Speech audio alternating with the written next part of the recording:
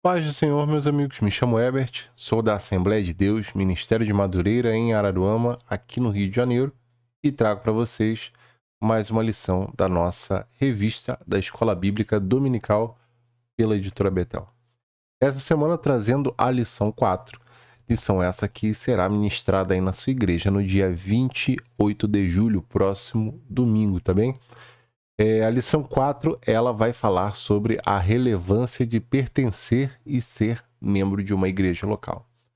Antes da gente começar a aula, eu vou pedir para que você já deixe o like nesse vídeo, porque isso ajuda bastante a divulgar o conteúdo que é feito aqui. Se ainda não está inscrito no canal, considere se inscrever. Se ficar alguma dúvida, deixe aí nos comentários, tá bom? Então vamos em frente. Diz assim o texto áureo: louvando a Deus e caindo na graça de todo o povo. E todos os dias acrescentava o Senhor à igreja aqueles que se haviam de se salvar. Atos 2:47. A gente vê ali em Atos 2, bem no início, né, o dia de Pentecostes. E ali é basicamente a inauguração da igreja. A criação da igreja, ela acontece na crucificação de Cristo, né, pelo sangue que verteu na cruz. E ela é inaugurada em Atos 2, ali onde Cristo fala, olha, fica em Jerusalém até que do alto seja revestido de poder. Então, o Pentecostes, né, o Espírito Santo, como um vento impetuoso, entra ali naquela casa e línguas de fogo se repartem entre as pessoas. E ali nós temos a criação de fato da igreja, tá? Verdade aplicada vai dizer o seguinte: cada membro do corpo de Cristo encontrará na convivência comunitária cristã o necessário desenvolvimento e amadurecimento em Cristo. A gente vai ver que, como diz aqui o texto, cada membro do corpo de Cristo. A gente tem vários membros no corpo, tem o braço, tem a perna, tem o olho, a orelha, enfim. Cada um desses membros vai desempenhar determinadas funções. A gente tem dois braços, duas pernas, mas a gente tem um nariz só. Então, assim, vão ter muitos fazendo determinadas coisas, outros poucos fazendo outro tipo de coisa, mas a gente precisa estar muito bem alinhado. E com o tempo, pertencendo a essa comunidade cristã, encontrando o nosso caminho e a nossa atuação dentro desse corpo. O objetivo da lição, temos aqui que salientar a relevância de ser membro do corpo de Cristo, explicar o compromisso do membro com a igreja e expor o papel da membresia na igreja e na sociedade. O texto de referência vai trazer Efésios 2:19, que diz o seguinte: assim que já não sois estrangeiros nem forasteiros, mas cidadãos dos santos e da família de Deus, edificado sobre o fundamento dos apóstolos e dos profetas, que Jesus Cristo é a principal pedra da esquina, no qual todo edifício bem ajustado cresce para o templo santo do Senhor, no qual também vós juntamente sois edificados para a morada de Deus no Espírito. Além da criação de igreja, templo físico, nós também somos um templo físico aonde habita, né, aonde tabernacula, eu acho que é essa palavra, o Espírito Santo. O Espírito Santo vive dentro de mim e dentro de você. Você carrega ele consigo. Você é também uma igreja, mas você, como um corpo, como membro, faz parte de um corpo, e esse corpo só funciona se todos os membros estiverem ali bem alinhados. 1 Pedro 2,9 vai dizer o seguinte: mas vós sois geração eleita, o sacerdócio real, nação santa, o povo adquirido, para que anuncieis as virtudes daquele que vos chamou das trevas para a sua maravilhosa luz. Não é erro nenhum dizer que nós estávamos condenados ao inferno, ao sofrimento, à danação eterna. Quando alguém perguntar o que eu mereço, Senhor, eu não mereço isso, claramente, se o Senhor nos mandasse para o inferno, de lá teríamos que levantar os nossos braços e agradecer, porque o Senhor foi justo conosco. Mas por uma questão de misericórdia, ele abriu a possibilidade para que sejamos conhecidos como filho dele e possamos cear ali nas bodas do Cordeiro, estando com ele toda a eternidade do pós-vida, né? Do porvir. Então, hoje se tem essa oportunidade, pelo sacrifício de Cristo na cruz, de fazer parte desse corpo. E nós, como diz o texto aqui em Pedro, nos chamou das trevas para a luz. Porque se não fosse esse chamamento, se ele não tivesse amado primeiro, nós certamente estaríamos caminhando para a nossa própria condenação. A introdução vai dizer o seguinte: a autêntica vida de discípulo de Cristo é vivida num contexto comunitário, onde a manifestação dos dons contribui para a edificação do corpo de Cristo, cada membro cuidando do outro, e assim o corpo vai crescendo com ordem e decência, conforme a palavra de Deus e para a glória de Deus. Existem vários dons, dos quais o Espírito Santo distribui conforme a sua vontade, e dentro dessa vontade, recebendo esse dom divino, precisamos aplicar internamente para a edificação dos santos e externamente para a pregação do Evangelho. Alguns são chamados para pregação, outros são chamados para o louvor, outros são chamados para o ensino, outros para o pastoreio. Enfim, existem vários chamados e vários dons que o Espírito Santo nos entrega, né? Nos confia para que a gente faça uso dele para a edificação do corpo de Cristo e também para a edificação da própria igreja, dos santos, né? Individualmente, coletivamente, dentro da igreja, e também coletivamente, externo à igreja, fora das quatro paredes. Primeiro ponto vai falar membro da igreja, identidade do cristão. Mediante seu sacrifício vicário na luz, Jesus estabeleceu composta por todos os salvos, para representá-la na terra, glorificar o seu nome e proclamar o evangelho. Vejamos como essa verdade é ressaltada na Bíblia. Gente, a igreja ela não é um clube, muito embora ela tenha regras, ela tenha protocolos, mas a igreja não é um clube. Você pode ter seu time, você pode ter as suas vontades, você pode ter o seu entendimento, mas a igreja é um organismo vivo e ela precisa caminhar na mesma direção. Sendo um corpo, ela precisa obedecer a algum cabeça. A cabeça da igreja é Cristo. Então, o corpo, o membro, ele não tem vontade própria. Ele faz o que a cabeça ordena. Quando somos obedientes, existe harmonia no que tange esses membros do corpo, né? A funcionalidade deles, o convívio deles. Agora, quando somos desobedientes, aí realmente há um problema no corpo. E um problema no corpo, ele precisa ser sanado o quanto antes para que esse corpo não ocorra algo pior. A verdade é essa. Então, esses membros da igreja, nós glorificamos primeiro na obediência, segundo no nosso chamado, entendendo que aquilo que foi confiado a mim e a você vai ser executado, né? Estaremos dispostos, disponíveis para a igreja durante as suas necessidades. Isso é ser membro. Não é só ser um mero participante, não é só ter uma carteirinha de membro. É falar, ó, estou aqui para cumprir o meu chamado e colaborar com esse corpo. 1.1 diz o seguinte: as pessoas que se convertiam eram acrescentadas à igreja. De acordo com o texto de Atos, após se converterem, as pessoas passavam a viver a vida comunitária, se expressando como verdadeiros cristãos. Por reiteradas vezes, ao escrever suas cartas, o apóstolo Paulo as endereçava a uma comunidade de crentes em determinada localidade, tais como a igreja de Corinto, a igreja de Éfeso, a igreja em Roma, reconhecendo que ali havia uma comunidade de crentes unidos a Cristo entre si. Às vezes a gente tem um culto e faz o apelo e algumas almas ali aceitam a Cristo como Senhor e Salvador. Isso é ótimo, né? Mas a gente não tem necessariamente a obrigação de ter aquele membro conosco. Lógico, não é obrigação.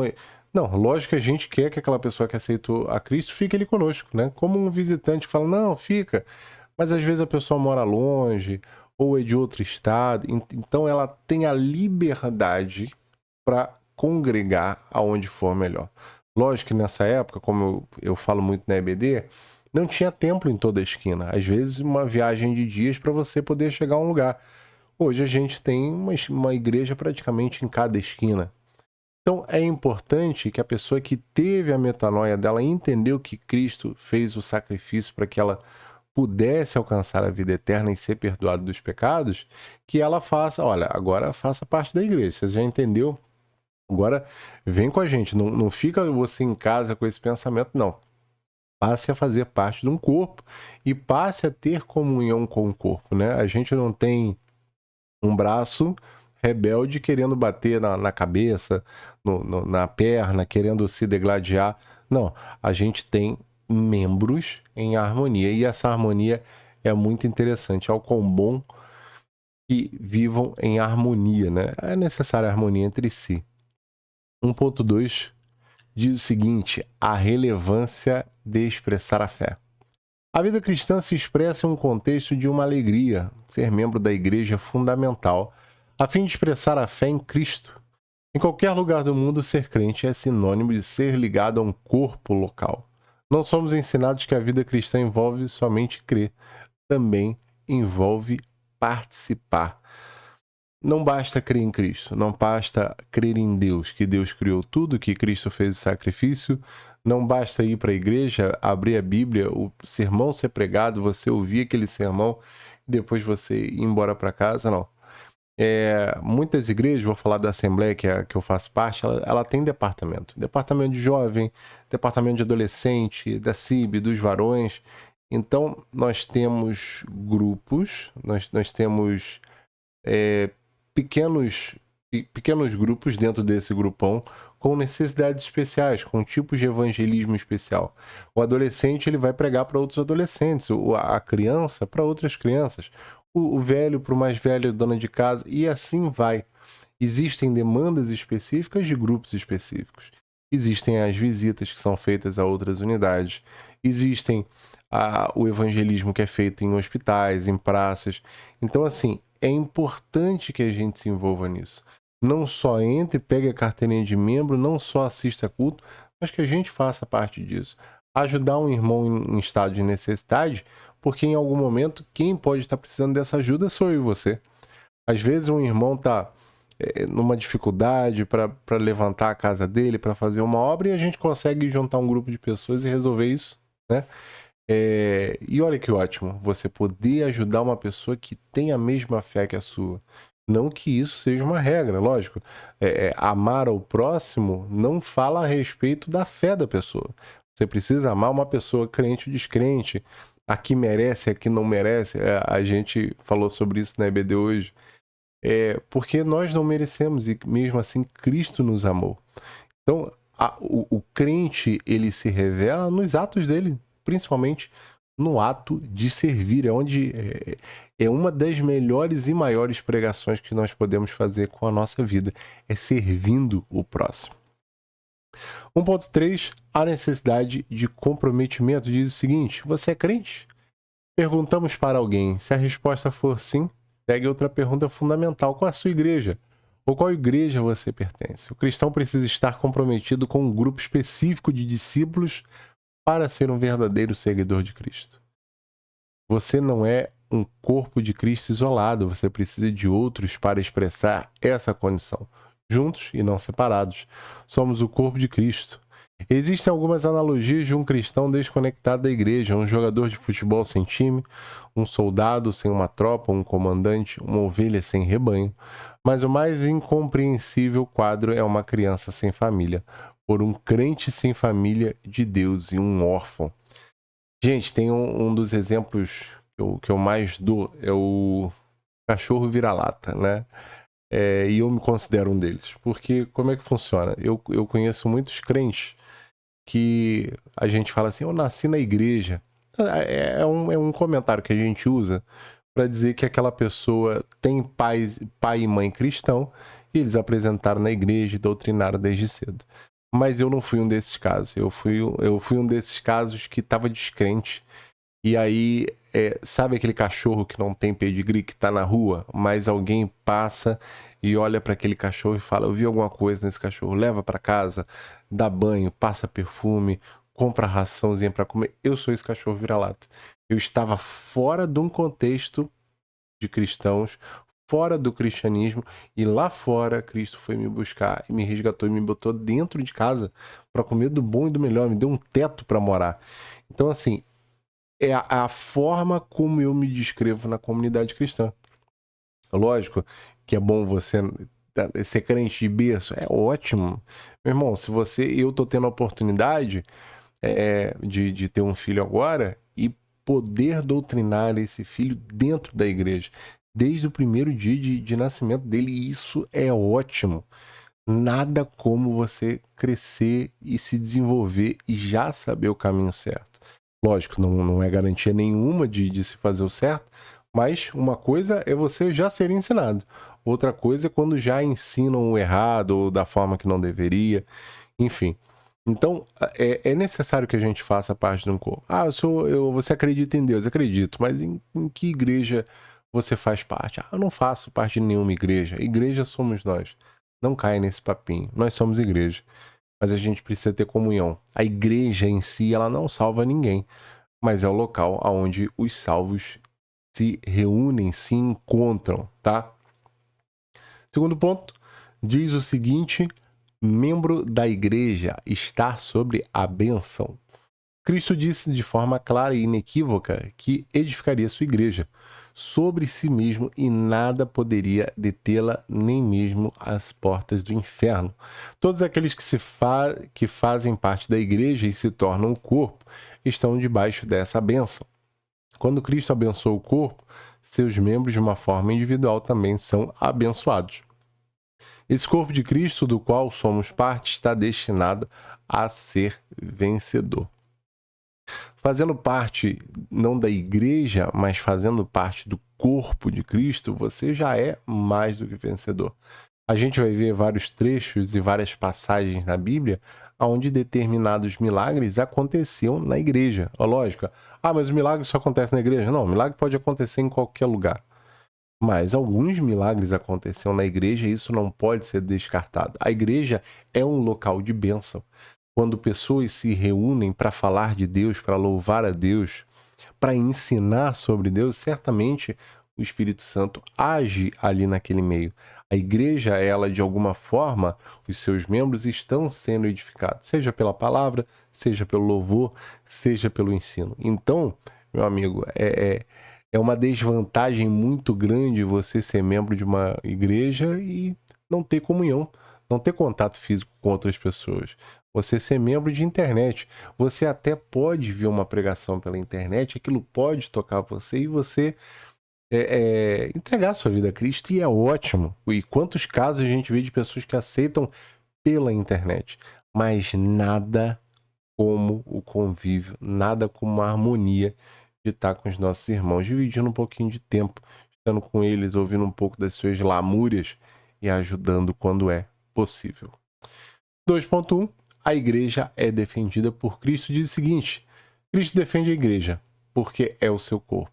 E isso está expressado no encontro que ele teve com Saulo, quando lhe pergunta: Saulo, Saulo, por que me persegues? Subentende-se claramente que perseguir a igreja é perseguir a Cristo, e ele a defenderá contra tudo e contra todos. O último ato de Cristo, quando ascendia aos céus, foi erguer as mãos e abençoar os seus discípulos. A vitalidade da cabeça alcança todos os membros. Cristo, constituído como cabeça da igreja, abençoa todos os membros do seu corpo. Como uma galinha que coloca os pintinhos debaixo da asa, é Cristo com a sua igreja. Cristo deu a sua vida pela igreja. Imagina se ele não vai protegê-la. Meu amigo, a gente luta, a gente batalha, a gente argumenta, mesmo assim, a igreja ela recebe algumas pedradas, alguns comentários mais duros. Quem vive no Brasil é muito fácil ser crente, a gente não tem uma perseguição como de alguns países aí fora, com risco de morte, inclusive, se a gente andar com a Bíblia debaixo do braço, mas é lógico que a gente não está livre, né, de nenhum tipo de perseguição. Quem nunca ouviu, você dá o dízimo para sustentar o seu pastor. Isso aí é para nada, vocês perdem o tempo com isso aí é história da carochinha, isso aí é mito. Quer dizer, existem muitas tentativas de pessoas que não têm a mesma visão que o corpo tem de descaracterizar a igreja, a luta dela, a busca dela, o objetivo dela.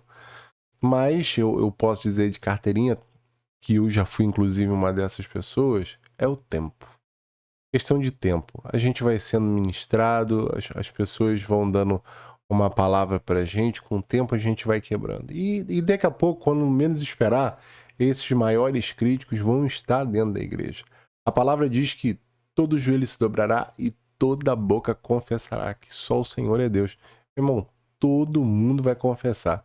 Crente, descrente, querendo, não querendo, vai acontecer. Alguns, com esse tempo, vão tendo o seu coração quebrantado e vão entendendo realmente o sentido disso, mas alguns, infelizmente, nem no seu leito de morte, nem no momento mais duro da sua vida, nem Deus mesmo fazendo um milagre e exigindo um posicionamento, a pessoa passa a crer e ela será um eterno crítico da igreja. Mas fique tranquilo, porque Cristo cuida dos seus.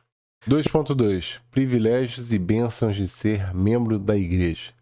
Como membros do corpo de Cristo, mantemos comunhão com o nosso Salvador e com os demais salvos, para que tenham os membros igual, cuidando uns dos outros, de maneira que se um membro padece, todos os membros padecem com ele, e se um membro é honrado, todos os membros se regozijam com ele. Além disso, é por intermédio da salvação em Jesus que nos tornamos filhos de Deus, herdeiros de suas promessas e participantes de todas as bênçãos espirituais nos lugares celestiais em Cristo. Gente, isso aqui a gente falou na aula anterior. Quando alguém está triste e você abraça aquela pessoa para chorar junto com ela, a tristeza ela é dissipada em camadas, né? Você chora, outra pessoa chega para chorar junto e aquela dor ela vai reduzindo gradativamente. Agora, quando uma pessoa está feliz, quando algo muito bom acontece e você fala, vamos comemorar, vamos comer uma pizza, vamos fazer alguma coisa, vamos se alegrar, aquela alegria, ela contagia outros. Por que vocês estão tão felizes? Por que tá todo mundo? Ah, o fulano passou para a faculdade, a outra pessoa vai ser pai. Cara, vamos comemorar realmente. Muitas pessoas, inclusive eu sou uma delas, não tem por hábito comemorar aniversário, por exemplo. Mas é importante, a vida é uma dádiva, né? Outro dia eu dava uma saudação dizendo justamente sobre isso. Se você tivesse dinheiro, muito dinheiro, você conseguiria devolver a vida a alguém que já partiu? Não dá, a vida é algo que dinheiro nenhum compra, né? O tempo que a gente passa com outras pessoas nem sempre dá para recuperar, nem sempre, inclusive o dinheiro talvez não possa dar uma qualidade melhor nesse tempo de qualidade que nós possamos ter com outras pessoas. Então, assim, a gente precisa aproveitar, a gente precisa comemorar, mas num momento de sofrimento, de dor de um ente próximo, de um irmão, a gente precisa realmente abraçar, chorar junto, e esse é um dos privilégios. Num momento triste, às vezes a gente está sozinho, não tem com quem conversar, com quem dialogar, a igreja sempre vai se alegrar contigo, sempre vai chorar com você nos momentos mais difíceis. 2.3. O perigo de se profanar a igreja diz o seguinte: como já dissemos, a igreja não é uma instituição humana, mas o corpo espiritual de Cristo que o representa na terra. Portanto, profanar ou manchar este corpo é ofender e desonrar o próprio Jesus. Em 1 Coríntios 5,5, o apóstolo Paulo usa o termo incomum, seja entregue a Satanás, referindo-se a alguém que cometeu um grave pecado, não se arrependeu e continua a sua vida indiferente ao ocorrido. O apóstolo disse que entregaria essa pessoa ao domínio de Satanás, para que a carne, isto é, as cobiças da natureza pecaminosa, fossem destruídas, a fim de que o espírito fosse salvo, no dia do Senhor. Esta revelação mostra que fora do convívio da igreja e, consequentemente, de Cristo, a pessoa deixa de desfrutar as bênçãos que alcançam os que estão em comunhão com a igreja e passa a sofrer sérias consequências. Quem dá a vida é Deus, mas quem cuida é a família. Quem salva é Cristo, mas quem cuida é a igreja. Valorizemos, portanto, nossa privilegiada posição de membros do corpo de Cristo. Vamos falar primeiro de Paulo aqui, o que ele está falando. Essa passagem em 1 Coríntios 5,5, ele está se referindo a duas pessoas. E ele fala o seguinte, ó. Quanto a fulano e ciclano, já os entreguei na mão de Satanás. Por quê? Porque dava a entender que eram crentes que não se arrependiam e, por não se arrepender, continuavam pecando deliberadamente. Qual o problema do pecado? Todo mundo é pecador, irmão. Não fique com essa aqui de que, eu sou santo. Não. Todo mundo é pecador. Pecamos em grau, em níveis diferentes uns dos outros, mas pecamos todos os dias e todos os dias precisamos reconhecer a nossa condição de pecador. Só que o problema ele começa quando a gente não reconhece essa condição. Esse é o primeiro ponto. Depois, sabendo que estamos em pecado e não havendo o arrependimento ou a tentativa de reparação, a gente passa por cima e assume a característica de ímpio. Qual é o problema disso? O problema é que não só essa impiedade, isso gera uma problemática para dentro da igreja, porque isso acaba por trazer escândalo. Uma coisa é você fazer parte da igreja, pecar, ter lá o seu problema resolvido e, ok, você se converteu, você saiu, você foi para uma direção diferente da qual você estava. Pessoas pecam, meu irmão, isso é normal, as pessoas caem, a verdade é essa. Mas o problema maior é quando você está engajado ali e você não quer abrir mão do pecado, você quer continuar pecando. Aí sim, realmente isso gera já um escândalo muito maior para a igreja. O pecado por si só ele já gera escândalo. Ele fica pior quando a gente não quer sair e nem tentar sair dessa condição de pecador. Terceiro ponto. Membro da igreja sob liderança espiritual diz o seguinte: os apóstolos reconheceram que os dois mais importantes ministérios de um líder espiritual era pregar e orar. Essa oração, muitas das vezes chamada de intercessão, tinha como finalidade abençoar e proteger os cristãos. Nessa mesma linha, vemos Paulo afirmando que, de modo frequente, intercedia pela igreja e a fazia saber que estava orando por ela. Eu vou dar um exemplo básico lá no Antigo Testamento. O próprio Moisés, por muitas vezes, Deus já falou: eu vou destruir esse povo. E Moisés ali no diálogo: não faça isso, as pessoas vão dizer que você tirou eles lá do deserto para destruir o povo, o que dirão? Então, assim, se não estivesse, Moisés era a liderança naquele momento. Talvez se não tivesse esse diálogo, se não tivesse essa intercessão, a minha leitura é que isso é uma intercessão. Provavelmente aquele povo já teria virado pó. Quando a gente tem uma pessoa obediente liderando outras pessoas, o lógico que Deus ouve a oração. Senhor, perdoa fulano. Senhor, ajuda. Senhor... Lógico, é um intercessor. É alguém fazendo uma mediação. A gente deve lembrar que cada um precisa ter o seu contato com o Senhor. Precisa dobrar os seus joelhos. Precisa ter o seu momento de oração. Precisa ter o seu jejum, enfim, a sua leitura bíblica. É óbvio, é fato.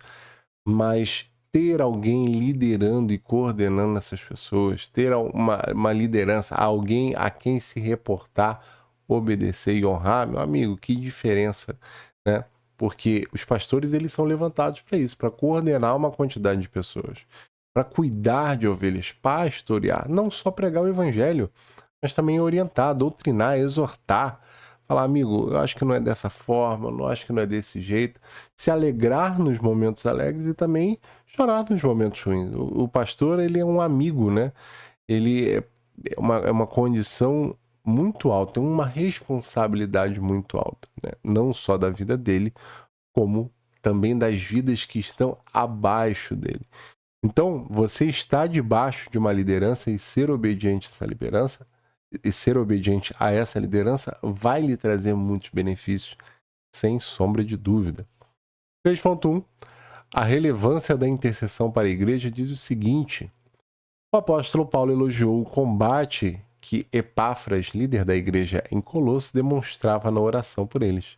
A sincera, amorosa e perseverante oração de um pastor por seu rebanho trará vitórias abundantes.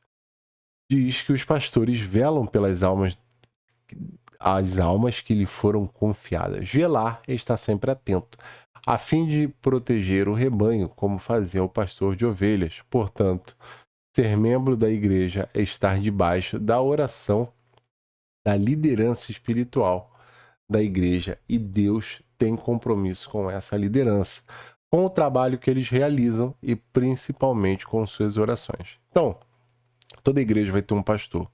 Toda igreja, além desse pastor, tem líderes, né? Às vezes líder de departamento, líder de setor, líder dos jovens, líder da CIB. Às vezes você tem ali alguém a quem você se reporta. E o pastor, como eu disse, ele é uma pessoa que carrega com si muitas responsabilidades. É um cara realmente de joelho no chão. É um cara que precisa carregar uma boa índole, um bom exemplo, né? E certamente é uma pessoa a quem Deus vai se reportar quando tiver que trazer alguma orientação para a igreja. Então, a oração desse homem, a intercessão desse homem, é uma intercessão diferenciada. Ah, então eu não preciso depender da minha oração, eu posso ir na oração do pastor. Não. Você tem que ter o seu contato, você tem que ter o seu convívio, a sua intimidade, tá? Mas o pastor, ele é liderança sobre sua vida, ele é uma autoridade. Uma das autoridades lá descritas em Romanos 13, por exemplo.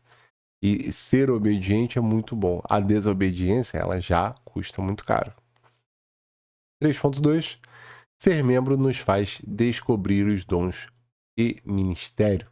Através do convívio com os demais irmãos em Cristo, descobrimos os dons que nos foram outorgados por Deus, os quais devem ser usados para a glória de seu excelso nome e aplicados para a edificação, exortação e consolação da igreja. Além disso, o convívio com outros cristãos, participando de suas alegrias e sofrimentos, produz conhecimento e crescimento espiritual, tanto no serviço como no ministério.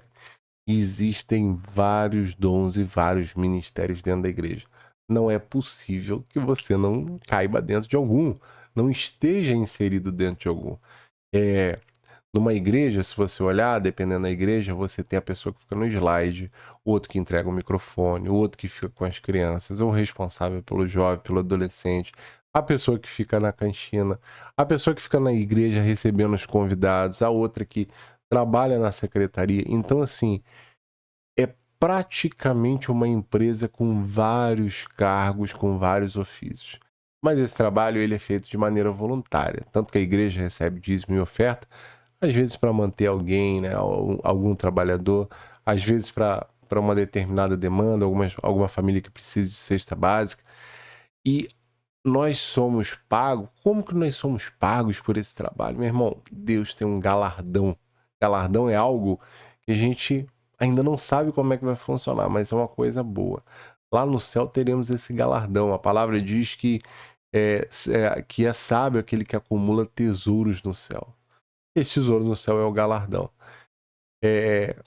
O Senhor cuida da minha e da sua vida. Você pode ter certeza que quando nós nos dispomos a servir a sua igreja da melhor maneira, o Senhor está cuidando da nossa vida, da nossa entrada e da nossa saída.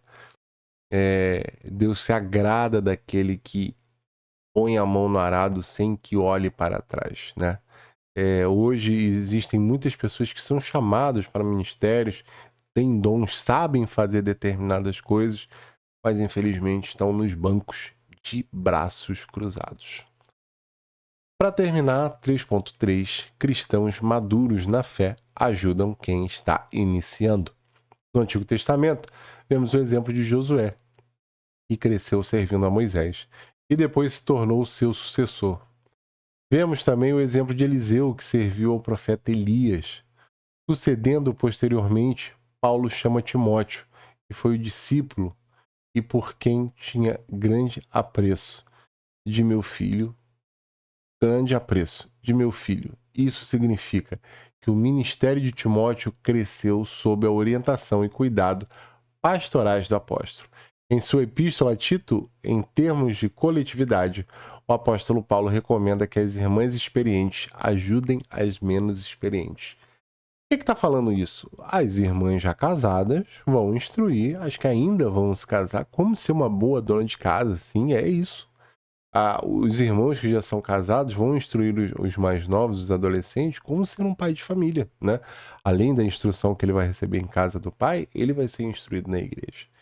Então, é isso. Às vezes a gente tem um diácono que acabou de virar diácono e ele vai ser orientado por outras pessoas que já estão cascudas, né? Já são diáconos há mais tempo e vão ensinar ele o ofício. E assim com o presbítero, e assim com o evangelista, e assim com o missionário. Sempre tem gente chegando na igreja. Sempre tem gente aceitando a Cristo, sempre tem gente com sede. Olha como isso é feito. Você pode falar alguma coisa de Cristo e nós temos que estar aptos, né?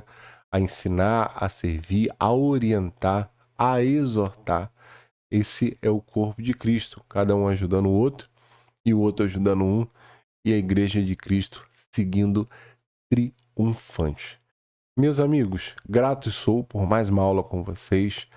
Antes de terminar e entregar esse vídeo, peço para que você deixe o seu like, isso ajuda pra caramba. Se ainda não está inscrito no canal, considere se inscrever, o canal já está chegando a 1.300 inscritos. Eu agradeço a todos vocês. Se ficar alguma dúvida, deixe aí nos comentários, tá bom? Semana que vem estou de volta. Uma boa lição, um bom domingo para vocês e até mais. Tchau, tchau.